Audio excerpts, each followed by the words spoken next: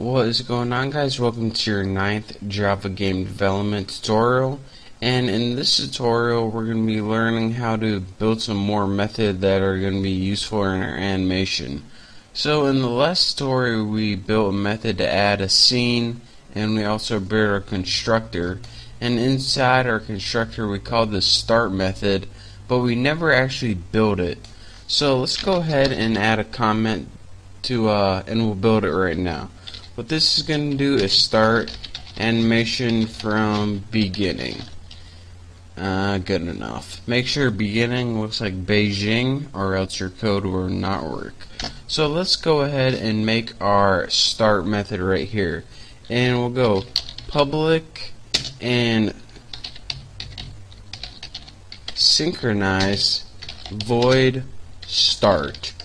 So now we can only run this method before we can run any others, aka synchronized.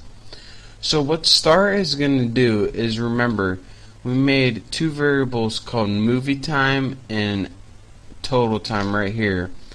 It's going to pretty much, you're going to call this whenever you restart your animation or start it for the first time.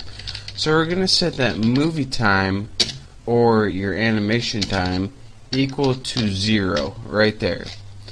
So aside from this, whenever you restart your animation, you want to make sure that your scene index is at 0 as well.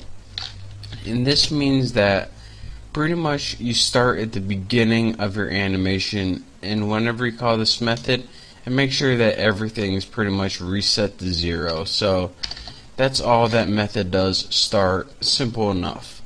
And now we need to make a method to change from scene to scene, or when one image is up, go to the next scene. So let's go ahead and put change scenes. Good enough. And now we'll name this method update. So public synchronized void, and we'll name it update. Now what this is going to do is take one parameter, long time passed, and what time passed is going to be, and don't worry about the exactly what it means right now, we'll be creating it later. It's pretty much going to be the time that passes from the last update. Since we're going to call this update many times, and we're going to keep track of the time that passed from when I called it this time, from the time I called it last time. So let's go ahead and write a simple if scenes dot size, and size is a built-in method, so you don't gotta worry about that, is greater than 1. And if you're saying, alright, why do you need to check this? Well, if you only have one scene then your scene is equal to 1, then you don't even have an animation, you just have a picture just chilling there on your screen. So we only want to run this code if there's more than one pictures, pretty much. So let's go ahead and do this. The first thing we want to do is take that movie time and set it equal to the sum of time passed. And what does this mean in plain terms?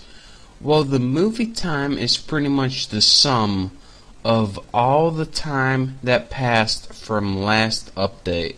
So this time passed is how long does it take to call these updates from the last update, and store that time and add it to this movie time right here. So it's pretty much the sum of all the time passed.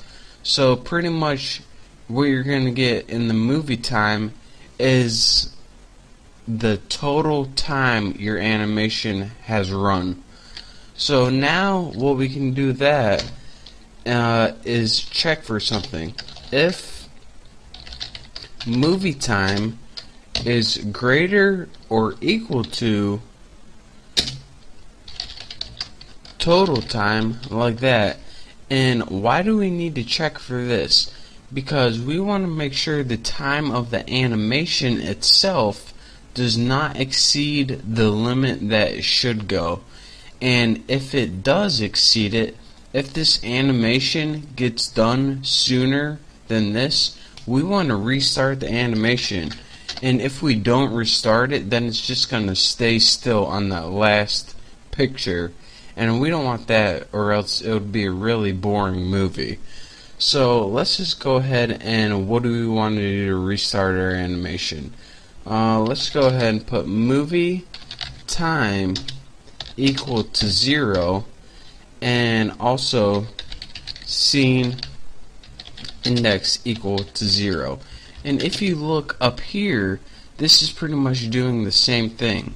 This is going to happen when you start your animation for the very first time, and when it's running and you need to restart it, this is how you do it. So, and that needs to be capitalized like that. So pretty much when the movie gets done, or when the animation gets done running one loop, restart the animation again and do it until it gets to the total time, then your movie's going to be over. So now we need to make a little thing. If the movie time surpasses, well, pretty much it's saying, when do I get done with one picture and go to the other picture? And let's make a little while loop for this. It'll be the easier. If movie time, and remember, this is your animation time, is greater than, and this might be kind of confusing. We're going to be building a method later called getScene, and it's pretty much going to get the picture or the scene you're on. So getScene, and I know we didn't build this yet, but stick with me. Scene index, and all this is going to do is get whatever animation you're on right now and get the end time for it. So, well, let me think. Alright, here's what we're going to do. Scene index plus plus. What this is saying, and I know it's confusing because we didn't build this method yet, and we're going to be building it in the next tutorial. When you get to the end of one scene, go to the next one. So whenever you call a picture, it's going to run for a certain amount of time. Whenever you're done running that, go to the next picture and do the exact same thing before. So that's what this little while loop checks for. And now our update method is complete. All we have to do is pass in the time that passed, and we'll be checking this in our other one right here. I mean, that's all we really need for this tutorial. So I know this looks really confusing, but if you just look at it for like 1 second and think about it, all it does pretty much is change scenes when it needs to be changed, or change pictures, change images. They're all the same thing. So thank you for watching this tutorial. In the next tutorial, we're going to be building probably, well, a couple more methods that are going to be necessary, and soon enough we'll have this animation up and running in no time. But again, like I said, thank you guys for watching. Don't forget to subscribe, and I'll see you next time.